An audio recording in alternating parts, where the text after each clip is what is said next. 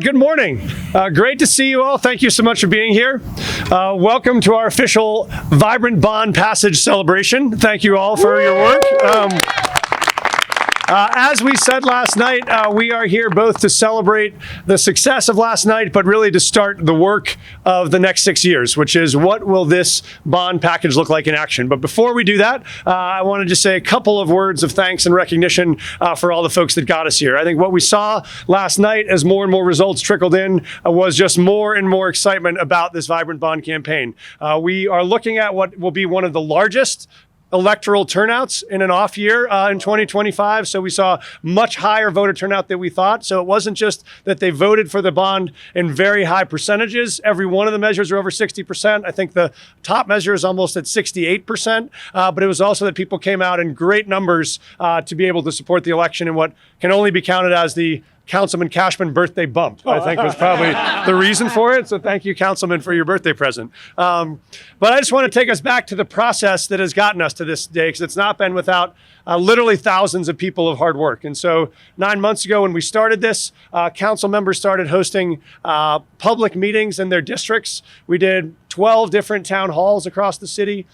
We then organized an executive committee, many of whom are here today. I saw Murphy Robinson is here this morning. Thank you so much for your executive leadership. Many of our executive committee board members were there last night. We asked residents to sign up and join committees if they wanted to be on subcommittees to help vet these projects. We had 7,000 residents who came out to raise their voices on ideas that they wanted to see built and supported in their neighborhood. And then we went through 50 public meetings to be able to take that package to something we could bring to City Council. And then City Council did extensive public conversations to then end up with this package that arrived on the bond. And so for all of the folks that took time out to bring their kid on a Tuesday night to a town hall to raise their voice, to fill out a survey, to be able to come to a public meeting, this is your success to be able to see all of these projects now ready to go to work. So I want to thank all those folks who participated. Let's talk about where this goes from here, and then I'm excited to bring the council members up to talk a little bit about their perspective and what will happen next in some of their specific districts. There are a couple of critical commitments we are making to how this process will go. The first and most important is that all of these projects will be open to the public within 6 years. And so that will be an expedited bond timeline for what we've seen in the past. That will start today. And the great news is we are not wasting any time in getting to work. We will actually do our first groundbreaking on a bond-funded project tomorrow. We are delighted that Donna Lynn is here today. She and I were waving signs yesterday. We will be breaking ground tomorrow on the West Side Health Clinic that Denver Health is building that we were delighted to support in this bond. So you'll see that as a sign of many projects to come, the first one which will start tomorrow. You'll also see projects underway very quickly from many of our cultural facility partners. So that will be key improvements at the zoo, at the Art Museum, at the Botanic Gardens, at the Science Museum, at the Performing Arts Complex, as well as our Denver Children's Advocacy Center. So you'll see all of those moving quickly, which we're very excited about. We are going to work to make this the most fun sporting event in Denver, which is your ability to track real time the progress on all 90 bond projects over the next 6 years. And so we will work with our finance team in the first quarter of 2026. We will launch a public dashboard where you can see all 90 projects, where they are in the status, what's happening, what the timeline is, what the cost is, what the delivery dates are. So we feel like Denver has worked hard to build and to own this package. We want them to be able to monitor it, celebrate it, and push it over the next 6 years. And so thank you to our team from the Department of Finance who will be building that for the first quarter. And then I think in addition to that, we're going to stay focused on making sure that while all these projects will be done in 6 years, every one of these projects will move in 2026, whether that is to design phase, whether that's to breaking ground, whether that's to first steps of construction. What we want is to make sure that people can track progress on all of them, but they know none of these projects is being forgotten. Everyone is underway, and you'll get to see where it's going, how it's going, and when it will be done. So those are the things that we're most excited about. I want to say one last thank you before I bring up our council members to talk about their roles and the things they're excited about. Behind me, you will see all of the executive directors who run the 27 agencies whose coordinated job it will be to now deliver on this incredible package. And so while a lot of the voters of Denver's work was done last night, all of the work of our city employees starts this morning. And this is the team who will work in a coordinated way to make sure that we have an incredible safety training center, to make sure that we have a fantastic Santa Fe streetscape, to make sure that we have a built-out Park Hill golf course. All of those major projects will be under this team's leadership. We want to recognize them and celebrate them in advance for their incredible commitment to both getting these projects together and getting them built. All right, with that, I'm delighted to hand it over to my friends and colleagues from the council who have done amazing work to both shape this project, deliver it, and now ensure that it delivers on all the promises that Denverites are most excited about. So with no further introduction, I will start right here with my friend from Council District 9, Darrell Watson. Thank you, sir. All right, brother. Hey, I wanted to say good morning. Denver voters voted, and they voted for the future of this city. They voted for all of the things that they believe in and that their families need. I think the mayor gives a good speech. He talks a lot about all the folks to thank, but he always forgets to thank himself. I want to start first with thanking Mayor Mike Johnston. I got to tell you, when we're looking at projected shortfalls in budgets, when we're looking at difficult times in the city, sometimes leaders look inside and they don't continue to focus outside and be ambitious. This leader, this mayor, focused on being ambitious. He focused on the future of Denver, and I want you to give another big round of applause to our mayor, leader of our city. There's another young man sitting back there eating a burrito that hides from the press, Mr. Evan Dreyer.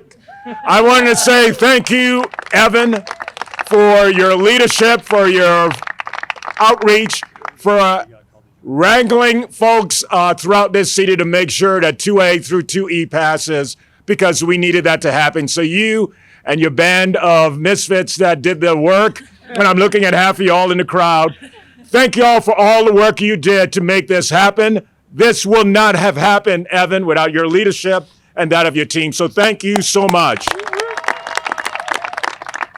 When we reach out to the community and we say, tell us your dreams, tell us the things that you want in your communities, they came out with over 6,000 amazing ideas. The team behind us here laid out a plan to make sure we can execute on many of those dreams within a 6-year timeline. In the fine District 9, we wanted to ensure that the Blair Caldwell Library can finally provide the space for our community to elevate our elders and our history, our African American history in the West. That library could not hold all of the artifacts from our communities without the investment from this bond. We now will have a museum within that library that tells the stories of every African American in the West and how the West impacts us. I want to thank the voters of Denver for coming out. I want to thank the voters for Denver for standing up for what they believe in. And I want to thank you, the members of the city and the leaders behind me, for executing on this great plan. And with that, I call up the birthday boy, Mr. Cashman, for your words. Good morning. I want to thank the people who made the coffee that Councilman Watson's been drinking this morning. Hot tea. And yesterday was my birthday. I want to thank the mayor for recognizing that. I do, however, think the Councilman Cashman birthday bump sounds like a dance I don't want my grandchildren seeing or doing. So I do want to also thank the voters of Denver. Seeing all 5 of the bond packages pass last night was a great gift. I represent District 6, near southeast, south central Denver. We got a bunch of projects in on the bond, probably the most notable. I think it was about $15 million towards the beginning of a redo of Evans Avenue from I-25 to Quebec, and that's wonderful. We'll get some improvements to our rec centers as well. But there's another 50 or 60 projects citywide that are going to go to making Denver the city we want it to be. And to those that wonder why we're doing this, yeah, 950 million's a lot of dough. We carry a 7 billion plus needs list, not a wish list, but a needs list. And so we need to do these bond issues to keep the city running and to keep the city growing. So way to go, voters of Denver. Thanks for taking the time to really look at what all this means for our city. And with that, I will pass the baton on to my colleague from District 3, Jamie Torres. Thank you, sir. Good morning, everyone. I'm proud to represent West Denver District 3 and just really grateful. This speaks to the voters and them being able to find something that excited them in this bond package. There were so many different projects, and we all worked to make sure that all communities got served in one way or another for some things that they've been waiting years to see completed. Among those, the Santa Fe Streetscape Project. We have been working on this for 10 years in the Lama Lincoln Park neighborhood to see our sidewalks actually be wide enough for two people to walk down together, to see our curb cuts actually accommodate strollers and wheelchairs, people with disabilities. It is a project like that that helped lift a lot of these projects, these bond packages through. So I thank you greatly. The animal shelter. Our care for animals will be renovated. The West Denver, the West Side Clinic, the Sandos Clinic will be renovated. Voters, I think, saw things that they recognized improved their quality of life in this bond package. And they will see it completed in the next 6 years. This is the second 6-year bond package. We're about to wrap up the RISE bond, which started in 2021. And we've already seen things come through for our community through that, including the West Denver, the Westwood Library. So we know how to deliver for Denver voters and residents through 6-year bond packages. This one, however, is 4 times as big. So it is still incredibly ambitious, but we know we can get it done. Thank you all, and thank you to the voters who helped pass these through.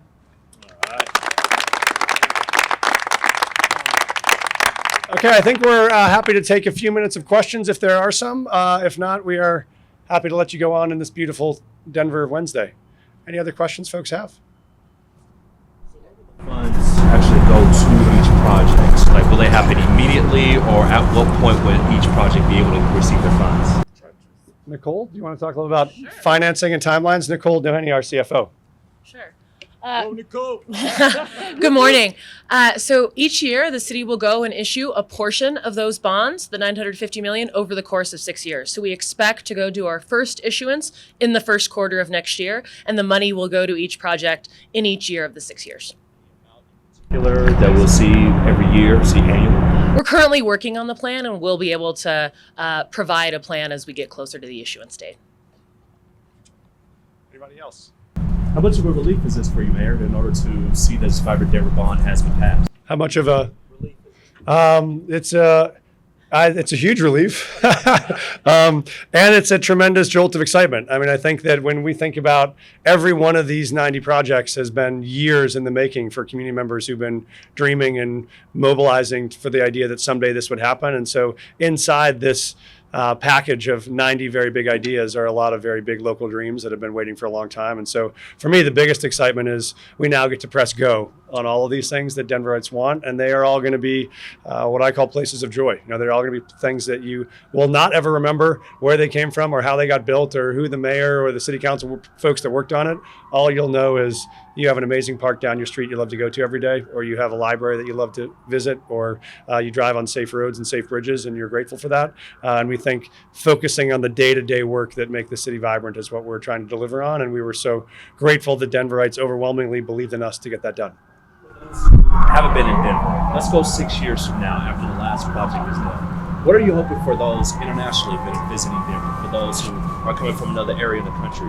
What do you hope that they say about Denver once the final project is completed? Yeah, I mean, we view this also as a vote of confidence in the work that is moving now. You know, when folks come to downtown over the last few months and see 16th Street entirely reopened, when they see homelessness at historic lows, when they see crime taking historic drops, those are all starting to have people feel like, oh, I like the way Denver feels right now. Let's do more of this. And so I think this was a sign of let's do more of the vibrant placemaking that is Denver. And so I hope when people come in 6 years, they could come and stop and visit our Native American Cultural Embassy that's the first in the West. They could stop and visit our 155-acre new park. They might come to the Denver Children's Advocacy Center and look at the work that we're doing to help make sure kids in their most traumatized moments are supported. They might come to the Art Walk on Santa Fe on a Friday night and not know why it feels so amazing, just know it feels amazing. And I think that's our job here, is to deliver the places that feel incredible, even if you're not sure about all the hard work that went into making that delivery. Yes, sir. I just want to thank you for being public servants and serving in honor of Denver. Thank you. I appreciate it. Thank you so much for being here. Well done. Team, you deserve that. Okay, I think last one. Yes? Councilmember Torres mentioned this is an incredibly... Oh, this question, I think, stands for you. Okay, great. I never answer for what Councilman Torres would like to say. Do you acknowledge this is an incredibly ambitious bond? And in light of layoffs and cutting hundreds of jobs, are there any concerns about how oversight, management of these bonds are going to play out, considering we've got a smaller workforce? I appreciate that. No, we feel very confident about our capacity to deliver on these, and we spent the last 9 months planning for that delivery strategy as we were planning for this bond to go through. And that's why you'll notice there are a smaller number of projects. I think the last bond was about 500 projects. This one is about 90, and so it allows us a smaller set of projects to manage. But also we intentionally focused on, when we had to make hard decisions around staffing, making sure we had the capacity in place to be able to manage those. I don't know, Amy, do you want to come up and talk a little bit from our DOTI leader about our capacity to execute? I think you answered it well. And we have carefully planned, along with our colleagues at the Department of Finance and others, about how we manage this job, how we flow and align our staff with the work that has to happen, and how we do it. And we're really ready to hit the ground running with design, with moving things into pre-construction and into construction. So we have the staff, we have the capacity, and we're ready to move. Okay, I will just say again a thank you to everyone who had a hand in this. This is an incredible example of how democracy works at its best. People raised their voices, they came out, they shared ideas, they packaged those ideas, they advocated for them, they knocked on doors, they made phone calls, and now those things that started at small dreams at neighborhood tables are now going to be realities lived in each one of those neighborhoods. And so thank you to Denver voters for standing up, for believing in and investing in the future of a vibrant Denver. We are now ready to get to work and make it happen. We do a Univision real quick. Yes. Hay otra pregunta. Sí, señor. Todo lo que quiera. Gracias a toda la gente aquí en Denver. Es un día increíble porque ya pasamos ese bono vibrante y ya hoy empezamos en los proyectos que van a traer 10,000 de trabajos aquí en la ciudad. Van a traer parques, centros de recreación, bibliotecas, casas asequibles, todas las cosas que la gente querían. Ya vamos a construir, y gracias a todos por su apoyo. Thank you all so much. Have a great day. Thank you for being here.